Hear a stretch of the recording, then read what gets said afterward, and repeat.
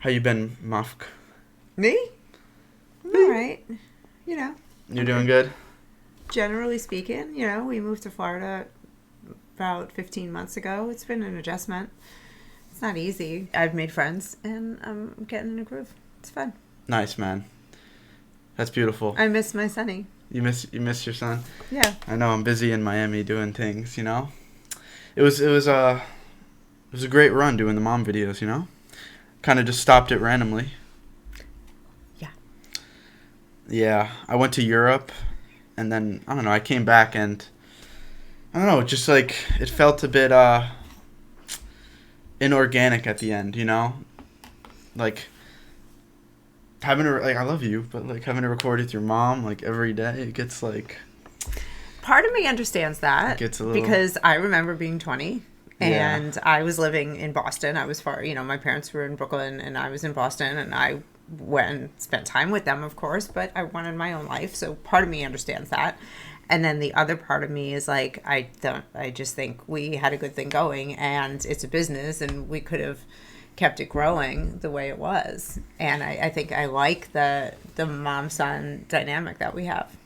Yeah, and I like it too. Like it's good, it's fun, but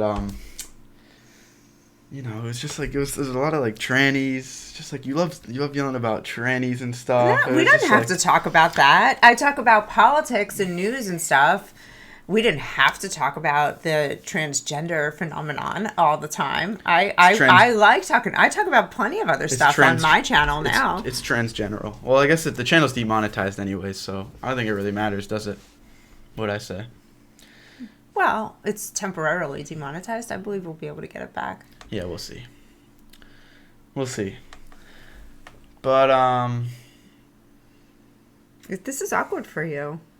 it is. Yeah, I know you. I'm your mother. I mean, it's the first time doing this in like 6 months. I know, but don't make it awkward. How am I being awkward? What did I I do? don't know. Look at you. Sip of water. Awkward sip of water. Yeah. Well, I don't know. I guess like towards the end of like the last run of Mom Reacts videos, it just, like I said, it felt really stale. I wasn't looking forward to doing them. And I wanted to just like, I liked making videos on my own better. Like I've always told you I didn't want to do mom stuff forever when we were doing them. I just like, I cut it off pretty poorly. But I don't know. Like that's why now, like I feel like now is a better time. Like our relationship's fine and whatever. Like we I don't know, we were kind of arguing a bit for a while. And then it's like now, I made the decision like it's a better time. Our relationship's good. Like I'm happy with doing it. And it feels better. Just like this. I listen. I said all along I would like for us to keep working together and have us both also do other things. We've both found our own way of that we really like putting stuff out. I like the news, the politics. You like whatever's going on in the 20-year-olds' worlds, and you touch on news and politics too. What I do still want is for us to do some work together because I think you're growing up and I think it's so cool to see you change and your perspectives and your intelligence and knowledge and I've really enjoyed watching that and I like participating in it too. Mm-hmm. So that's where I'm at. And I would be curious to see what, the audience who has watched us want. I'm not looking to do anything that's forced. I don't want to force this either. You gave me the opportunity to actually do something for my country. So by getting me on that camera for all those, those hundreds of videos we did together, you got me comfortable on the camera and you helped me to understand the video world more than I ever did because I don't have any experience.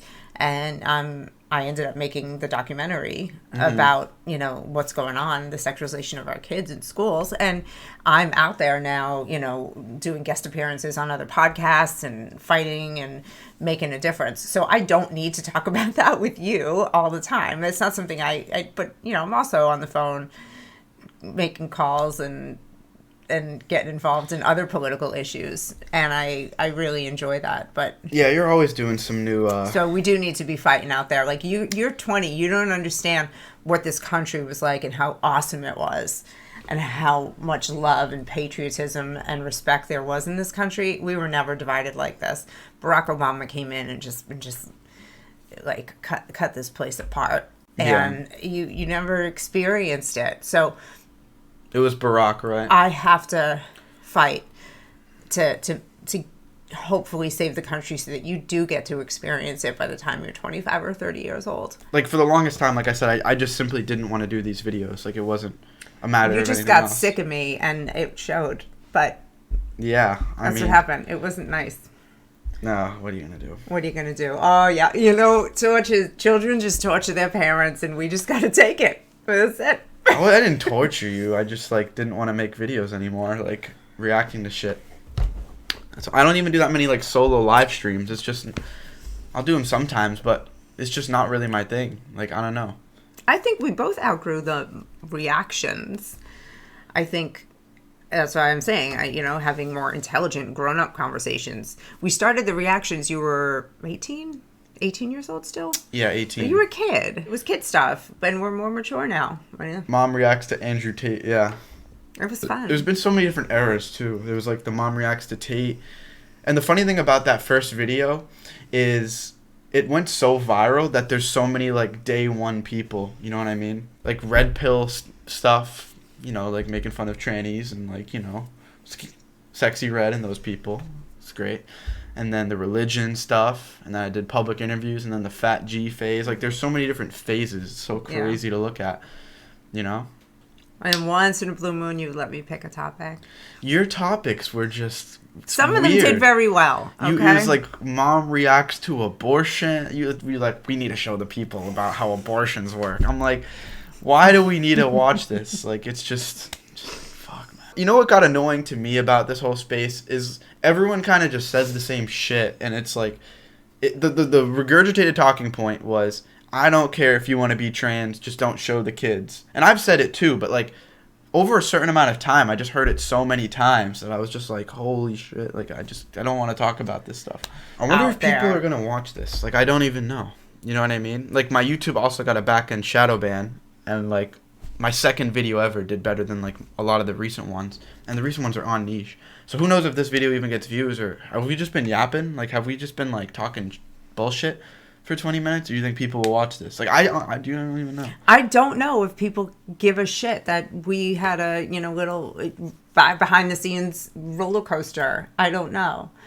But I can say that over the past 9 months, I've gotten a lot of DMs and comments on my stuff, like, hey, when are you guys doing a video together again? Yeah. And then, so I do think that there is something here. Basically, to summarize this whole conversation and shit, is we'll start doing live streams on my channel somewhat, semi-consistently. Like, I'm not going to be here all the time. Like, I live my own life in Miami where I'm posting, doing work all friggin' day.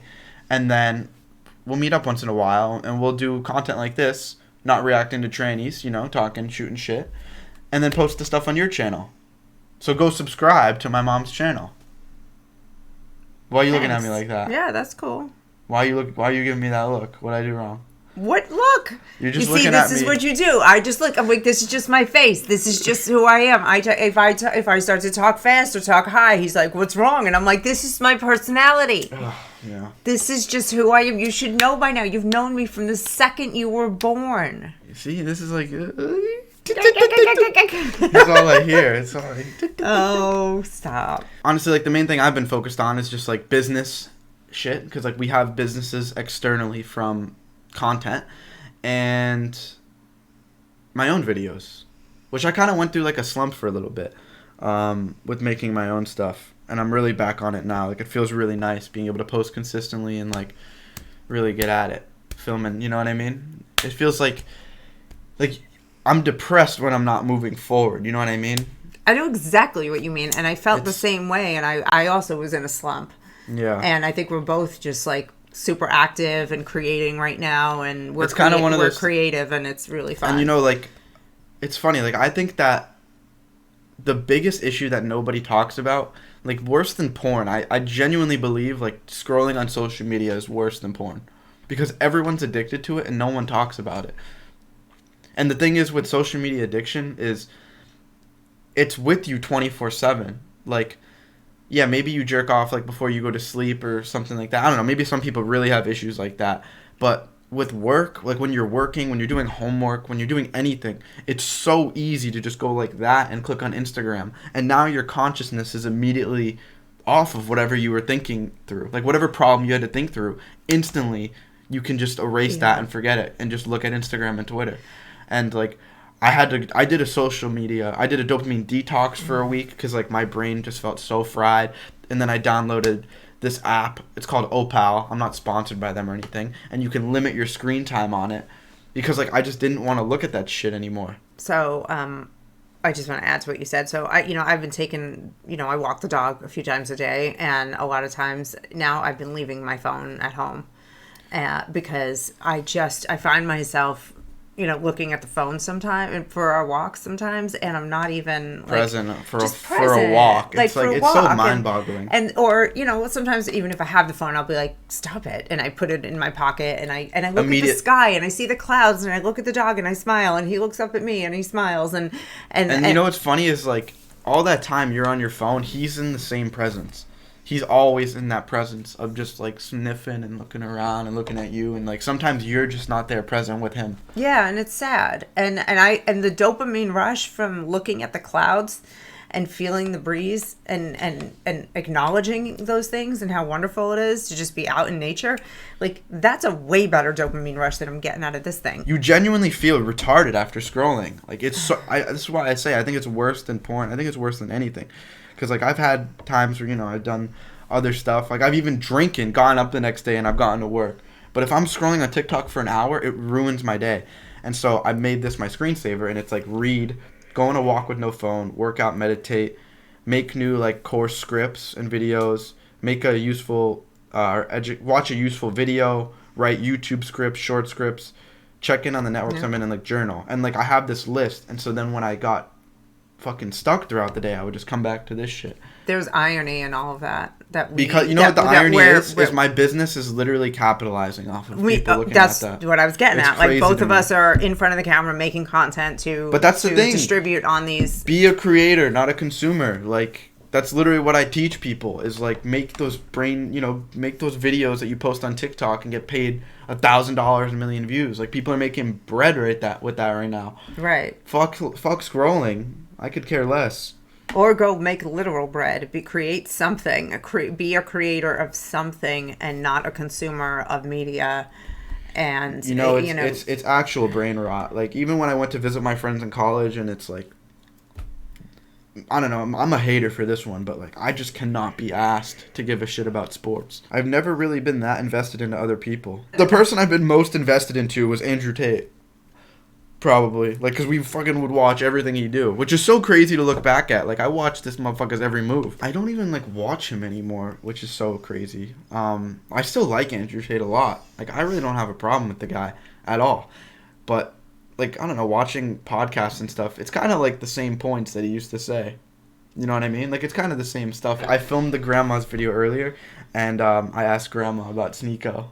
And she was like, oh my God, she loves Sneeko. She's mentioned it at least 5 times to me. She thinks Sneeko is the greatest thing since sliced bread. She did not like him on YouTube. No, but in person, when you meet him in person, he is just the nicest young man. Oh, I could not believe he was such a sweetheart. And she just, I think she's got like a little crush on him. I don't know. You know the funny thing about where I live is like all the content creators you watch, like Fresh and Fit, Sneeko, like we're all right next to each other. So I see them basically every single day. Just living my life. And I was walking with my grandma and I saw Sneeko. Yeah, they just did the classic bullshit for 5 minutes. Like, oh, like you're on a cruise? Like, nice. And, just that stuff. It's nonsense, but grandma eats it up. I've been a bit more religious lately, too. I've been praying and stuff, which is nice, Like, start and end the day. Really? Have you? Because I've been praying that you would be praying. Yeah. I mean it. Yeah, I have been. I haven't gone to church. Every time, like, I keep saying, like, like, my friend in the building, I'm like, let's go to church on Sunday. And we just haven't gone. I wish you would come here for a weekend, come on a Saturday and come to church with me on Sunday sometime. Yeah. I'm also, like, to be honest, like, I'm still just, like, researching religion and stuff. Like, church sounds nice, but then you go and it's, like, an old man yapping and you can't even understand what he's talking about. And then, like, I have a lot of you know, like Muslim friends too. So like I still have a lot of like research to do on stuff. Every church is different. But like, yeah, I don't really like that. Doesn't like make sense to me. Like, why is every church different? Like, you know what I mean? Well, there are a lot of reasons, but if you just want to focus on the priest or the preacher, I mean, because it's different human beings and they have different messages that they are trying to get to their congregation, because every congregation has different needs and a different general population, you know? So it's you gotta, I have really fallen in love with my church because they're, you know, he just is so passionate about the Bible and the messages and the, you know, the lessons for us. And I always walk out feeling like I know more about God and how I'm supposed to be walking through life, you know? And I've also been to church where I walk out and I'm like, oh, thank goodness it's over. That was the most boring hour of my life, you know? So you have to, I don't think you've been to my church yet for service. Yeah, I don't know. I'll come. You got any final thoughts or anything? No, it's good to be back. Yeah, it was fun. It was good talking to you. Eat some meatballs after this shit. All right. Go to church. We'll be live. Make sure you watch the recent videos that we're posting on both channels. Like, I'm putting a lot of effort into mine. I know my mom's putting a lot of effort into hers. I'm hosting a live class on Thursday whenever you're watching this. You can check the link at the top of the description to see if there's any more spots. That's where I'm talking about all my business shit, what I've been up to, how you guys can get started as well. Specifically with like short form marketing, how to grow an account and then how to monetize it. I don't want to talk about that too much on this channel. I want to keep this really entertaining and, you know, mindful content, not just short form marketing. And yeah, I think that's about it. So just stay tuned and turn on the bell because YouTube has been railing me. Susan doesn't like me. We're fully demonetized, even though we haven't made anything crazy in months. And yeah, there's a back end shadow ban. So hopefully if you're seeing this, turn on the bell, and I'll see you later.